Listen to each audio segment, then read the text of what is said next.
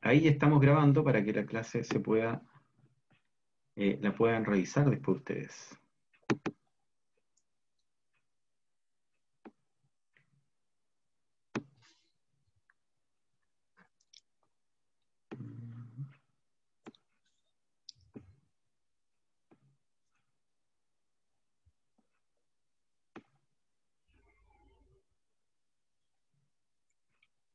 Ya, perfecto. Entonces, nosotros habíamos dicho que íbamos a partir con la parte teórica, digamos, en donde nosotros Sí, vamos a ver los fundamentos de la teoría contable, ¿ya? Los fundamentos de la teoría contable tienen que ver con la explicación de dónde nace la contabilidad, cómo se origina, cuál es el origen, ¿ya? De, ya. de la teoría propiamente tal, y para lo cual nosotros tenemos que recurrir a lo siguiente. Nosotros tenemos que tener claro que en una empresa siempre hay elementos que están presentes, ¿ya? Una empresa tiene recursos materiales, recursos humanos y recursos financieros para poder operar. Eso implica que, en términos concretos, tiene terreno, edificios, maquinaria, instalaciones. Uno ve siempre que una empresa tiene una instalación, ¿verdad? Un Sí, edificio, tiene personas, tiene trabajadores, tiene personal administrativo, e indudablemente también tiene capital, tiene recursos financieros que pueden haber sido aportados por los dueños o pueden haber sido aportes de financiamiento a través de entidades financieras, en fin, pero todos estos elementos, estos tres elementos, son esenciales para que la empresa, para que una empresa pueda funcionar, para que pueda existir. Con ello, nosotros tenemos que tener claro que las empresas tienen una finalidad, un propósito, que algunos aquí siempre lo discuten y dicen el propósito de la empresa es ganar dinero. Indudablemente que sí, pero si uno, si uno tiene claro que en términos de objetivo la empresa está hecha para ganar dinero, no hay que no hay que perder de vista, ahí está Solange, se está integrando ahora, no hay que perder de vista que el objetivo principal de una empresa es producir bienes y servicios. servicio. Eso es lo importante, ¿ya? Producir Yes. bienes y servicios. Solange, estamos ya empezando con la parte contable, con la teoría contable, ¿ya? Entonces, nosotros decíamos que la finalidad de la empresa es producir bienes y servicios. Ese es el objetivo para el cual se crea una empresa. Indudablemente que los dueños necesitan ganar dinero y hacer sustentable la empresa, pero la finalidad de la empresa como ente jurídico es producir bienes y servicios. Si la empresa Ya. no produce bienes y servicios, los dueños no van a ganar dinero. Entonces, para esto, la empresa adopta una determinada estructura. Hoy día lo vemos muy claramente y ustedes seguramente al estar en confinamiento en sus casas pueden haber notado que mucho de lo que hacíamos anteriormente en términos de interacción con las empresas ha cambiado. Antes uno si quería comprarse un computador, por ejemplo, iba a Falabella, Ripley, París, en fin, cualquiera de estas tiendas que ustedes ya conocen, uno miraba y compraba el producto, iba físicamente. Sin embargo, hoy en día estamos prácticamente en un 100% obligados a hacer una vitrina virtual, ¿verdad? Abrir nuestros Sí. teléfonos celulares, revisar algún medio tecnológico y poder vitrinear cuál es el producto que queremos. Hasta la comida la vemos así, ¿ya? Y nos pedimos una pizza, nos pedimos el almuerzo a través de estas empresas, esta interacción que tenemos con las empresas para poder pedir nuestros productos o servicios. Entonces las empresas adoptan una determinada estructura. Quizás ya no es necesario que la empresa tenga una oficina administrativa, un edificio, una estructura, o no necesariamente, porque ¿cuál es el edificio de Rappi que conocen ustedes? O de Didi, no está acá, está en otro país. ¿Cuál es el edificio de Uber? No conocemos esa empresa. Sabemos que existe, ¿por qué? Porque hay una aplicación en nuestros teléfonos. Entonces, esa es la estructura que tenemos con algunas empresas. ¿Se fijan que va cambiando?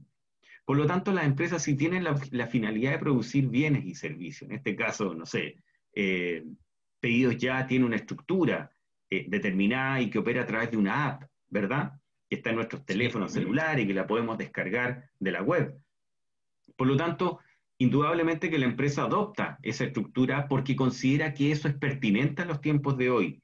Esa es la estructura que la empresa elige para ser competitiva en el mercado hoy en día. Y la administración de la empresa deberá velar para que esos objetivos se cumplan. ¿Cómo? A través de una entrega oportuna, a través de un servicio eficiente, económico, que no me encarezca el producto, porque si voy a pagar 10.000 pesos por un producto y me cobran el 100%, o sea, otros 10.000 por la entrega, parece no ser tan rentable, ¿verdad? Por lo tanto, tiene que haber ahí un equilibrio entre el precio y el servicio que se está prestando, de manera que lo esencial y lo principal sea el valor que estoy pagando por el producto y no el servicio complementario. Y para todo esto, ¿cómo la empresa sabe que lo está haciendo bien? ¿Cómo sabe que esa estructura que adoptó, que el servicio que está prestando, que las entregas son oportunas? A través de sistemas de información, ¿verdad? Las empresas requieren adecuados sistemas de información para saber que efectivamente le está yendo bien o le está yendo mal, ¿ya? Porque también puede ocurrir que haya empresas a las cuales le va mal.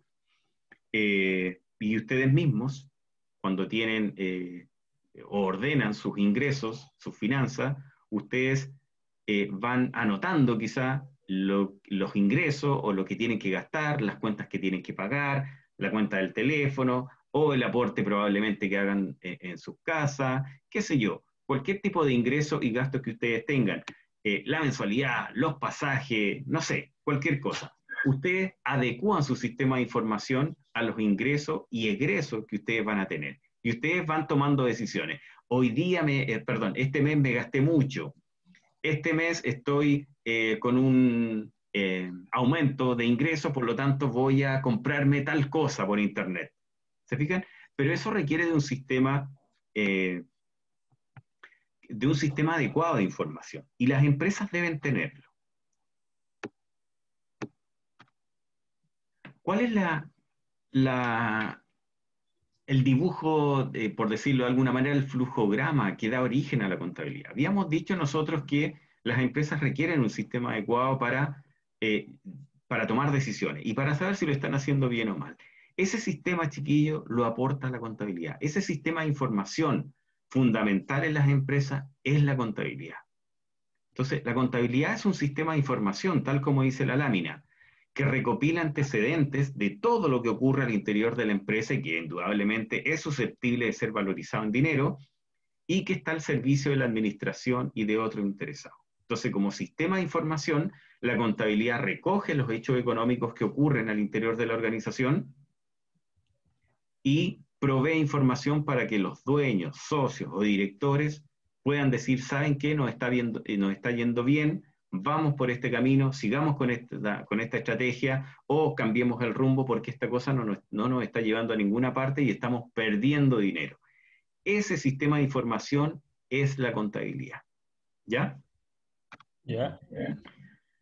¿Cuáles son algunos conceptos de la contabilidad? La contabilidad, esto es pura historia y pura teoría que yo le voy a pasar sumamente rápido, porque no es tan importante, son las cosas que nosotros vamos a tener que ir obviando de alguna manera. Tampoco lo voy a preguntar en la prueba, ya les voy a decir lo que voy a preguntar, les voy a ir dando tips respecto de las preguntas. Esto es historia, ¿ya? Cómo nace la contabilidad, cómo se desarrolló, cómo nace el Instituto Americano de Contadores Públicos, ¿ya? Que son cosas que ustedes si quieren las leen como acervo cultural, es importante, pero no es algo a aplicar, ni menos aún algo a evaluar. Esto sí es importante, los principios de contabilidad, porque los principios de contabilidad son el sustento teórico de la contabilidad en Chile. ¿Qué significa esto? El Colegio de Contadores de Chile emite boletines técnicos. Cada boletín es un legajo, por decirlo de alguna manera, de hojas de información a través de la cual se va construyendo la contabilidad y a través de la cual el Colegio de Contadores va diciendo, mire, esto es lo que hay que hacer, de esta manera hay que registrar, de esta manera hay que contabilizar y esto es lo que hay que mostrar en los estados financieros. El Colegio de Contadores es el que emite los boletines técnicos y va dando los lineamientos generales a las empresas para registrar adecuadamente la información. ¿Ya? Los boletines técnicos se pueden descargar de internet, están en todas partes. ¿Ya? Yo también se los puedo mandar, no hay ningún problema con eso, es información absolutamente accesible. ¿Cuál es el objetivo de la contabilidad? ¿Ya? ¿Para qué estudiamos contabilidad y por qué la contabilidad está en esta malla curricular de la carrera de Administración Pública? Porque el objetivo de la contabilidad es proveer información, como ya dijimos, cuantitativa y oportuna en forma estructurada y sistemática sobre las operaciones de una entidad. Todo lo que ocurre al interior de una organización es susceptible de ser recogido por la contabilidad y proveer información ¿para quién? Para los dueños de la empresa y para que tomen decisiones acertadas. Si tú ves que estás perdiendo dinero en la organización porque tu estrategia comercial no es buena, eso lo va a recoger la contabilidad y te va a mostrar cifras rojas. Y eso te va a servir para tomar decisiones. Y tú vas a decir, me está yendo mal, cierro el negocio, bajo la cortina o cambio de estrategia. Así de simple.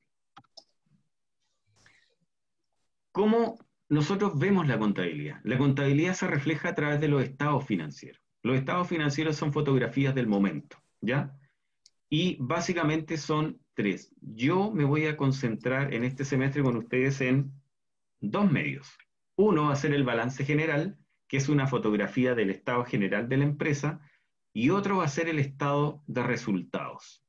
Y el estado de resultados muestra, tal como su nombre lo indica, el resultado económico que tuvo una empresa en un periodo determinado de tiempo, ¿ya? Y que le va a decir, usted hizo bien la estructura de costo, hizo una venta adecuada durante el mes, y por lo tanto, este es el resultado que usted tuvo, ¿ya? Entonces, el balance general muestra el estado patrimonial de la empresa, cuáles son sus recursos y en qué los está utilizando. Y el estado de resultados muestra lo operacional, o sea, qué tan bien lo hice, qué tan bien me fue en mis ventas, ¿ya? Esos son los estados financieros.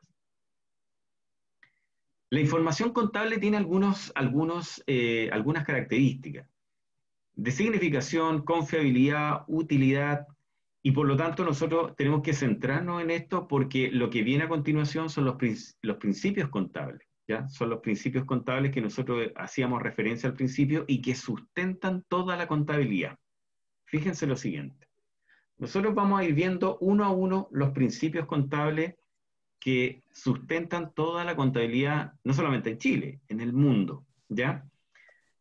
Y cada uno de estos principios nos da cuenta a nosotros de una cuestión teórica que tiene una explicación lógica en el ámbito económico y que los vamos a ir viendo con algunos ejemplos. El primer principio es el de equidad. ¿Qué dice este principio? Dice que la equidad entre intereses opuestos debe ser una preocupación constante en la contabilidad, puesto que los que se sirven de o utilizan los datos contables pueden encontrarse ante el hecho de que sus intereses particulares se hallen en conflicto. De esto se desprende que los estados financieros deben prepararse de tal modo que reflejen con equidad los distintos intereses en juego en una entidad dada. Este principio en el fondo es el postulado básico, principio fundamental al que está subordinado todo el resto de los principios. Si se fijan ahí hay una balanza. Entonces, tal como dice este principio, la equidad es un equilibrio. La equidad es un equilibrio y lo que busca es compatibilizar intereses opuestos. Entonces la contabilidad nos va a decir, ¿sabe qué? Acá hay una entidad, hay una empresa, que es una entidad jurídica, que es distinta de los dueños. Y los estados financieros y la contabilidad deben reflejar el desempeño de la empresa y no el desempeño patrimonial de los dueños, ¿ya? Yo puedo tener mucho dinero, pero si a mi empresa le va mal, lo que tiene que reflejar la contabilidad es el desempeño de la empresa y no el desempeño financiero que tengo yo como dueño, porque de lo contrario estamos conflictuando intereses entre personas jurídicas y naturales distintas, ¿ya? ¿Alguna duda, chiquillos, con ese principio? Mm, Para ser más práctico, ¿qué es lo que es la equidad entonces, profe? La equidad es un equilibrio entre intereses opuestos y lo vamos a ver más adelante con otro principio que complementa este. Aquí Ya. lo que te dice la contabilidad es que el principio de equidad tiene que lograr un equilibrio entre intereses opuestos. La empresa no funciona sola, hay dueños detrás, ¿verdad? Que ponen el capital, que administran, y lo que hay que tratar de buscar con este principio es que los intereses de los dueños no se opongan ni se crucen con los intereses de la empresa. Si tú, Ah, Víctor, pones una empresa, tú vas a hacer una empresa y tienes que tenerlo siempre claro, una empresa distinta de la empresa. La empresa es un ente jurídico y tú eres una persona natural. Por lo tanto, no ya. puedes comprar con tu dinero lo que tiene que comprar la empresa con su cuenta corriente. A eso apunta, ¿ya? Son personas distintas. Y eso, que puede parecer muy obvio, se presta a confusión. Y nosotros vemos todos los días donde el dueño de la empresa saca dinero de su bolsillo y le pasa a la secretaria para que compre insumos de escritorio para la empresa. Eso no ocurre. Y al revés, el dueño de la empresa gira un cheque de la empresa, se lo pasa a la secretaria o a su señora para que vayan al supermercado. ¿Eso es correcto? Eso es incorrecto y viola Incorrecto. justamente este principio de equidad porque se cruzan intereses distintos. ¿Te fijas? No sé si ahí Sí, queda claro. sí, me quedó claro. Gracias, profe. Perfecto. Entidad contable. La entidad, este es el segundo principio, que dice que los estados financieros se refieren a entidades económicas específicas, que son distintas al dueño o dueños de la misma. ¿Te fijas que es muy similar y complementario con el principio anterior de equidad? Y fíjate en el dibujito, la empresa no es lo mismo que el dueño. La empresa Pérez es distinto de Juan Pérez, ¿ya? Por lo tanto, los estados financieros, estas fotografías que yo te digo, estos registros contables, se van a referir a la empresa y no al dueño, ¿ya? Ese es el principio de entidad contable. La empresa es una entidad, el dueño no es una entidad contable. Empresa en marcha, este es el tercer principio, y que presupone que no existe un límite de tiempo en la continuidad operacional de la empresa. Se supone que la empresa nace y tiene una supervivencia ilimitada en el tiempo. Pero sabemos obviamente que las empresas pueden quebrar, pueden cerrar. Hoy día más que nunca vemos eso, ¿verdad? Sí, Donde hay empresas que han cerrado, que han quebrado, algunas por motivos forzados, otros por la coyuntura del momento, pero las empresas son una entidad con una vida continua, digamos, ya no existe el 1 de enero y termina el 31 de diciembre.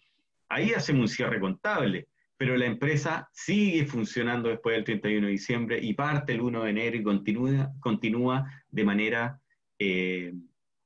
valga la redundancia, continua. No hay un límite de tiempo operacional en la empresa, ¿ya? La empresa como entidad se concibe como una entidad que está permanentemente en funcionamiento, ¿ya? ya. Bienes económicos, los estados financieros, estos registros que yo les hablo, que son la instrumentalización de la contabilidad, se refieren a hechos, recursos y obligaciones económicas susceptibles de ser valorizadas en términos monetarios. Todo lo que es susceptible de ser valorizado en términos monetarios lo recoge la contabilidad y se plasma en los estados financieros. Pero si el dueño se peleó con un socio estratégico de la empresa, eso no es susceptible, si bien puede afectar el desempeño de la empresa, no es susceptible, Víctor y Solange, de ser monetarizado, ¿verdad? ¿Cómo llevamos a dinero una pelea entre los dueños? No se puede. Si bien es cierto, como les digo, es súper importante porque podría afectar el desempeño de la empresa, podría llevar incluso al cierre, no es algo que pueda recoger la contabilidad, ¿verdad? Moneda. El principio de moneda establece que la contabilidad se mide en términos monetarios. No podemos medir la contabilidad en especies, por ejemplo. Esta empresa tiene más dinero porque tiene más camiones. Esta tiene más edificios, tiene más bienes raíces. Si bien es cierto, eso es patrimonio y es muy importante, la contabilidad como tal se lleva en términos monetarios, en pesos, en Chile, para ser súper concreto y claro. Periodo de tiempo. Los estados financieros, que es la instrumentalización de la contabilidad, como yo les decía, estas fotografías que nos va a mostrar la contabilidad en un momento determinado, resumen información relativa a periodos determinados. Por ejemplo, el Servicio de Impuestos Internos obliga a las empresas a que presenten balances o estados generales anuales. Por lo tanto, ahí tenemos un periodo de tiempo que no es incompatible, chiquillos, con el principio de empresa en marcha. La empresa sigue funcionando, pero nosotros tenemos que hacer un cierre en algún momento y decir, ¿sabe qué? Este fue el desempeño mensual, este fue el desempeño trimestral, o este fue el desempeño semestral, o este fue el desempeño anual. ¿Se fijan? En un periodo de tiempo tenemos que evaluar a la empresa. Y los estados financieros nosotros los podemos hacer anuales, semestrales, algunas empresas más grandes llevan estados financieros mensuales y algunos semanales o quincenales incluso. ¿Ya? Devengado. Esta es pregunta de prueba. Solange y Víctor. Este principio, el 7 y el 8, porque siempre presentan alguna dificultad y para mí personalmente es lo más importante que hay en la contabilidad. El principio del devengado, y se los voy a explicar en sencillo, porque leer la definición es bastante compleja. La vamos a leer de todas maneras. Miren, dice, la determinación de los resultados de operación y la posición financiera deben tomar en consideración todos los recursos y obligaciones del periodo, aunque estos hayan sido o no percibidos o pagados, con el objeto de que de esta manera los costos y gastos puedan ser debidamente relacionados con los respectivos ingresos que generan. Parece chino, ¿verdad? Es muy enredado lo que dice ahí. En términos sencillos y concretos, el principio del devengado lo que quiere decir es que la contabilidad debe registrar todos los hechos económicos que se producen en la empresa en un determinado periodo, independiente que estén pagados o no pagados, o percibidos o no percibidos. Todos los hechos económicos que ocurren en la empresa en un periodo determinado deben quedar registrados, independiente de que se paguen o no, o que se perciban o no se perciban. ¿Ya? Ya. Ejemplo. La empresa vende una partida de mercaderías el 30 de diciembre, pero nos van a pagar al mes siguiente, el 30 de enero del año siguiente. ¿Debemos contabilizar esa operación en la contabilidad de ese año, de ese mes, de acuerdo a este principio? Sí, porque el principio del devengado nos dice registre todo en la contabilidad aunque no haya percibido el pago o aunque usted no haya efectuado un pago. Todo lo que se haya devengado en un periodo determinado en la empresa debe quedar reflejado en la contabilidad. Porque imagínense ustedes que por el hecho de que no me pagaron esa venta, yo la llevo al año siguiente, a la contabilidad del año siguiente. Significa que estoy registrando en el año siguiente una venta que tuvo su origen el año anterior. Y eso no corresponde. ¿Ya? Entonces, ese es el principio. No se les olvide nunca. El principio del devengado quiere decir que todos los hechos económicos deben quedar reflejados en el periodo en que se produce. ¿Claro o no claro? Pregunta de prueba. Claro. Solange. Sí, estoy anotando. Ya, muy bien. Eso es importante, anotar. Y el principio del devengado está en directa relación con el principio de realización. Lo vamos a leer también para que vean lo enredado que puede sonar y al explicarlo suena muy sencillo. Dice, los resultados económicos solo deben computarse cuando sean realizados, o sea, cuando la operación que las origina queda perfeccionada desde el punto de vista de la legislación o prácticas comerciales aplicables y se hayan ponderado fundadamente todos los riesgos inherentes a tal operación. Debe establecerse con carácter general que el concepto realizado participa del concepto de vengado. También chino, ¿verdad? Bien enredado al principio. ¿Qué ocurre? En términos prácticos y concretos, el principio de realización señala lo siguiente. Todos los resultados de la empresa, ya sea pérdida, venta, ingreso de dinero o egreso de dinero, deben reflejarse en la contabilidad solamente cuando se materializan. A diferencia del devengado, que contabilizábamos todo, independiente del pago o no pago, cuando hablamos de ingresos o egresos, pérdidas o ganancias, o sea, resultados, ahí solamente se contabiliza cuando se materializan. Ejemplo, la misma venta, el mismo ejemplo que yo les puse de la venta que hacemos el 30 de diciembre. Supongamos que esa venta me la van a pagar el 30 de enero del año siguiente. Yo contabilicé la venta, ¿verdad? Pero no contabilicé el pago, porque no me lo han pagado. ¿Qué me dice el principio de realización? Que yo solamente voy a registrar un pago, un egreso, una pérdida, una ganancia, cuando se materializa. Y estoy diciendo que ese pago se va a materializar el 30 de enero. ¿Cuándo contabilizo ese pago? ¿En la contabilidad del 2019 o en la contabilidad del 2020? Pregunta, chiquillos. ¿En la contabilidad del 2019? No. ¿No?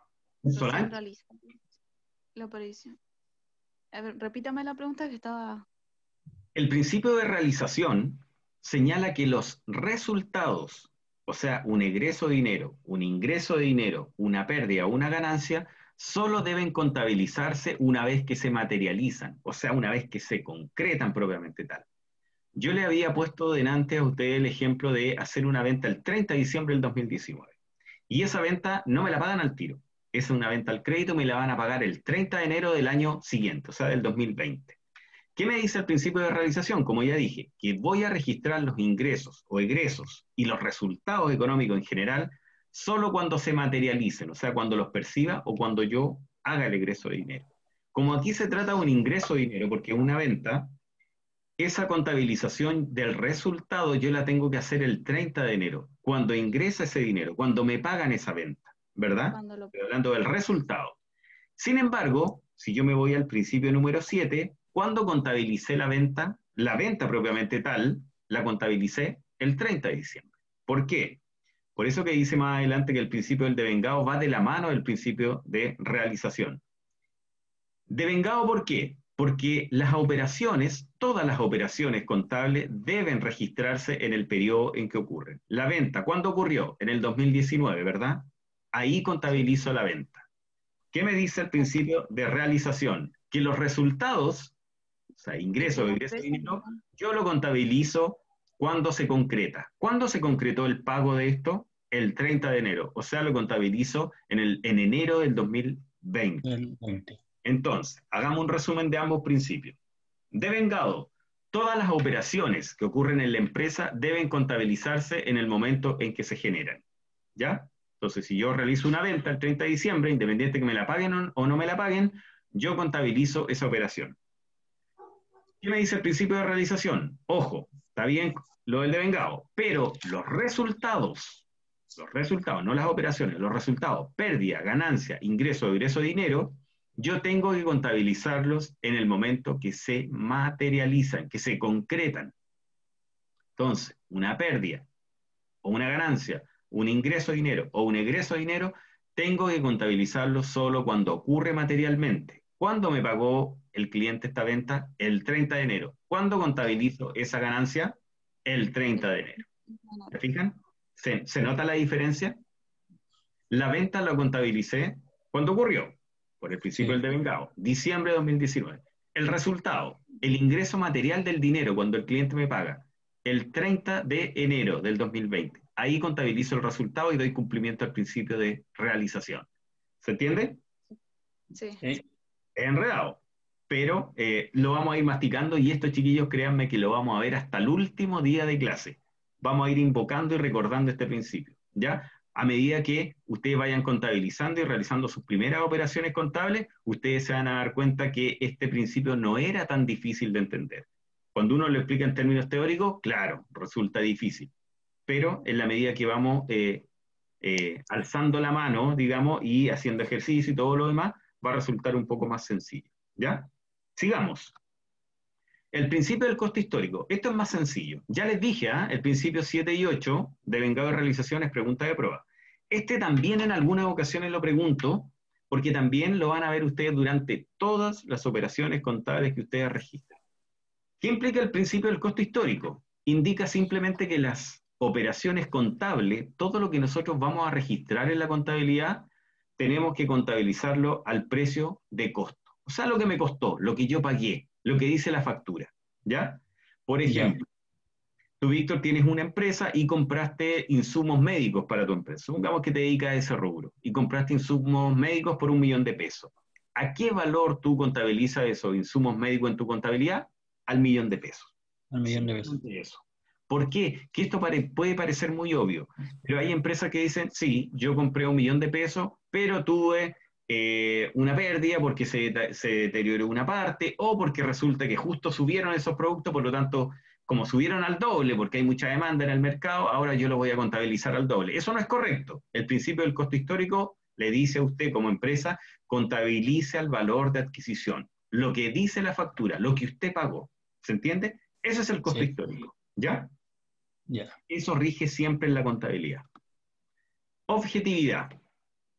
Este principio señala que los cambios en activo, pasivo y patrimonio, que son conceptos que vamos a ir viendo un poquito más adelante, deben ser contabilizados tan pronto sea posible medir esos cambios objetivamente. Cualquier variación en los activos, pasivos y patrimonio se van a contabilizar en el momento que ocurre. No se puede dejar pasar ningún momento porque son cuestiones esenciales.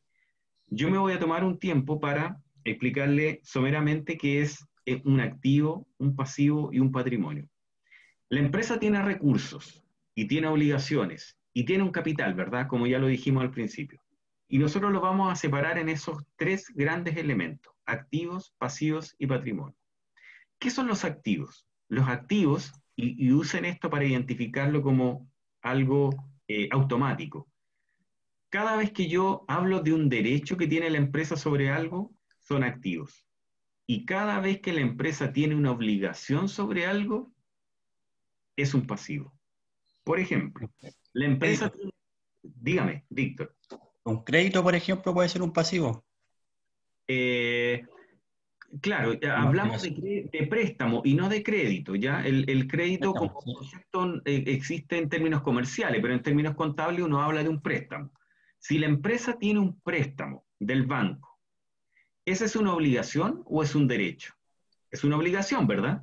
Porque Sí, tiene que sí, pagarlo con el banco. Por lo tanto, es un pasivo. pasivo. La empresa tiene un vehículo. ¿Tiene una obligación sobre ese vehículo o tiene un derecho a usar ese vehículo porque lo pagó y lo compró y es de propiedad de la empresa? Tiene un derecho, ¿verdad? Por lo tanto, Sí, es un activo. activo. Supongamos que ahora hablamos, Solange, del edificio de la empresa. La empresa tiene un edificio donde funciona la empresa. ¿La empresa tiene una obligación sobre ese edificio o tiene un derecho sobre ese edificio para utilizarlo? ¿Qué crees tú, Solange? ¿Qué es un activo? ¿Por qué? Porque es parte de la, o sea, es como, es parte de la parte donde ellos trabajan, Exacto, pero hablemos, ¿es una obligación o un derecho que tiene sobre el edificio? un derecho. Un derecho, ¿verdad? La empresa Sí. pagó por esa propiedad, ya sea que sea propia y pagó una importante cantidad de dinero o pagó un arriendo, por lo tanto tiene un derecho a utilizar ese bien raíz, ¿verdad? Por Sí. lo tanto, al tener un derecho, automáticamente decimos, ah, tiene un derecho, entonces un activo. Te voy a poner un ejemplo. La empresa tiene una deuda con sus proveedores, quienes te proveen los productos que tú vas a comercializar o las materias primas. Tienes una deuda con los proveedores. Entonces, Solange, nuevamente la pregunta. ¿Tienes una deuda con los proveedores? ¿Tienes un activo o un pasivo? ¿Tienes una obligación o tienes un derecho con los proveedores? ¿Qué dices tú, Tengo Solange? una obligación, tengo un pasivo. Exacto. Al proveedor le debes plata, por lo tanto no puedes tener un derecho. Le debes plata y por lo tanto tienes una obligación con ellos. Por lo tanto, dijimos, automáticamente sinónimo de obligación es un pasivo. Un pasivo. Hablemos un ratito en términos personales. Supongamos que Víctor tiene su teléfono celular ahí en su mano. ¿El teléfono celular para ti, Víctor, es un derecho o es una obligación? ¿Tienes un derecho a usar ese celular o tienes una obligación respecto a ese celular? Bueno, el derecho a usarlo es porque lo adquirí, es activo. Exacto, es un activo que tú tienes, Sí. ¿ya? Supongamos que tú tienes, Solange, tienes una bicicleta, porque te gusta salir al aire libre, hacer deporte, qué sé yo, y tienes una bicicleta. Sobre esa bicicleta, ¿tú tienes una obligación o un derecho? Digamos que la Un pagaste, es derecho. tuya. Un derecho, por lo tanto es un activo que forma parte de tus bienes, ¿verdad? Por lo tanto es Claro. un activo. Entonces, en términos generales, yo les voy a dejar eso como tarea para que ustedes lo analicen y lo piensen. En términos personales, en términos del hogar, ¿qué es lo que tienen como activos y como pasivos? ¿Ya? Por ejemplo, en la casa, todos los bienes, los sillones, los televisores, el horno microondas, la cocina, hablando de la familia, ¿son obligaciones o son derechos que tiene la familia, digamos, sobre esos bienes? Son derechos Son derechos, ¿verdad? Y forman parte, por lo tanto, De sus bienes. de las obligaciones. de sus activos, no, no de sus Sí. obligaciones. No, porque son propios de la familia. La familia tiene sillones, tiene los muebles, tiene los cuadros, tiene las lámparas, por lo tanto, tiene derechos sobre esos bienes, porque son de la familia, son del hogar. Y como tenemos derechos y son nuestros, de la familia, son activos. Podemos disponer libremente de ellos, ¿verdad? Sin embargo, piensa lo siguiente. La empresa tiene un servicio de agua potable y de luz eléctrica y de internet. Y tenemos tres boletas por cada uno de esos servicios, con tres proveedores distintos: Esval, Chilquinta y BTR. o Movistar, el que ustedes quieran. Tenemos 3 facturas que tenemos que pagar. ¿Eso es un derecho o es una obligación? ¿Es un activo o es un pasivo de la familia? Es un pasivo, Un Es un pasivo. pasivo. ¿Por qué? Sí. porque es Porque una tiene una obligación obligación. que uno Porque es debe pagar. una obligación. Exactamente, tal cual. ¿Se fijan? Entonces, con estos 3 conceptos, con estos 2 conceptos que nosotros aprendimos, ya vamos a ver lo que es el patrimonio. Con estos 2 conceptos, uno ya tiene el corazón de la contabilidad. Porque la contabilidad es eso, decir qué es lo que tiene la empresa como recursos, como derechos, que son los activos, y cuáles son esos pasivos que componen la organización. Porque la organización no es todo bienes y derechos, también tiene obligaciones contraídas. Porque de otra manera no se sustenta una empresa sin obligaciones. Una empresa, piensen ustedes, que vende neumáticos. Indudablemente que va a tener oficina, va a tener un galpón, una estructura, un bien raíz donde va a funcionar, tiene capital humano, tiene recursos, tiene dinero, tiene una cuenta corriente, tiene vehículos probablemente, tiene camiones, ¿ya? Y por lo tanto tiene bienes que son derechos y por ende son activos, pero indudablemente que para adquirir y vender esos neumáticos tiene que haberlos comprado a una distribuidora más grande o a un proveedor o a un fabricante, ¿verdad? Por lo tanto, tiene una obligación con esa empresa y tiene facturas que debe pagarle ese proveedor. Por lo tanto, también tiene obligaciones. Y fíjense ustedes que si tiene trabajadores, tiene remuneraciones que pagarle a esos trabajadores. Por lo tanto, ahí tiene deudas. ¿Y las deudas qué son? Obligaciones. ¿Y las obligaciones qué son? Pasiva. Pasivas. Pasivo. ¿Se fijan? Esa es la filosofía y la lógica de entender la contabilidad. Yo me voy muy contento si ustedes han logrado entender eso porque es la base de la contabilidad. Y hagan el ejercicio mental de pensar qué es lo que tengo como activo en mi casa, qué es lo que tengo como activo yo personalmente, ¿ya? ¿Qué es lo que tengo como, entró otro alumno, me parece, Jorge Miranda, le damos la bienvenida, entró en los últimos minutitos de la clase, parece. ¿Qué es lo que tengo personalmente como persona, digamos, en mi casa? ¿Cuáles son mis activos? ¿Tengo activos realmente? ¿Tengo algo? ¿Tengo un teléfono? ¿Tengo una cama? ¿Tengo un auto? ¿O no tengo nada? Algún activo debo tener. ¿Tengo obligaciones? Sí, probablemente tengo una deuda en alguna tienda comercial, o tengo que pagar la universidad, o tengo un pagaré. Todos tenemos activos y tenemos pasivos. Todos tenemos obligaciones y tenemos derechos. Así funcionan también las empresas, teniendo obligaciones y derechos. Solamente que en contabilidad le llamamos activos y Un pasivos. pasivo. ¿Ya? Ya. Entonces, queda la interrogante entonces, ¿qué es el patrimonio? El patrimonio simplemente es una ecuación contable que nos dice que el activo es igual al pasivo más el patrimonio. ¿Ya? Ah, Y es una ecuación contable que nosotros vamos a ver cuando veamos la estructura del balance general, en donde vamos a ver que todos los recursos que tiene la empresa, que son los activos, van a ser iguales a sus obligaciones y la utilización de estos activos que van a estar reflejados como sinónimo, quiero que usen patrimonio como capital. El patrimonio es el capital, ¿ya? El capital de la empresa. Y el capital va a estar dado por una determinada estructura de aporte que va a ser, valga la redundancia, aportado por los dueños y que va a estar materializado en los vehículos aportados, en el dinero efectivo aportado, en los bienes raíces aportados para el funcionamiento de la empresa. ¿Ya? ya, profe. Esa es la objetividad. Veamos ahora el siguiente principio, que es el criterio prudencial, y este va a ser el último que vamos a ver porque ya nos quedan solamente 3 minutos, y que dice relación con la medición de recursos y obligaciones en la contabilidad. Requiere que las estimaciones sean incorporadas para los efectos de distribuir costos, gastos e ingresos entre periodos de tiempo relativamente cortos y en diversas actividades. Por lo tanto, como les decía yo, todo lo que refleja la contabilidad está materializado en los estados financieros. Y por lo tanto, dice el principio que se requiere un criterio sano para ser aplicado en la selección de la base a emplear para lograr una decisión prudente. En términos concretos, la contabilidad dice a través de este principio que debemos ser prudentes en el registro contable que se haga en cada una de las entidades, siempre utilizando un criterio sano y prudente para la contabilización de los hechos económicos. No inflar mucho un gasto, no exacerbar una utilidad, no ampliar un espectro de registros que potencialmente podrían no tener gran importancia en la empresa. A eso se refiere el criterio prudente. Tal como el nombre lo indica, el criterio prudencial indica un sano criterio, una actitud prudente para contabilizar los hechos económicos que se producen al interior de la organización. ¿Ya?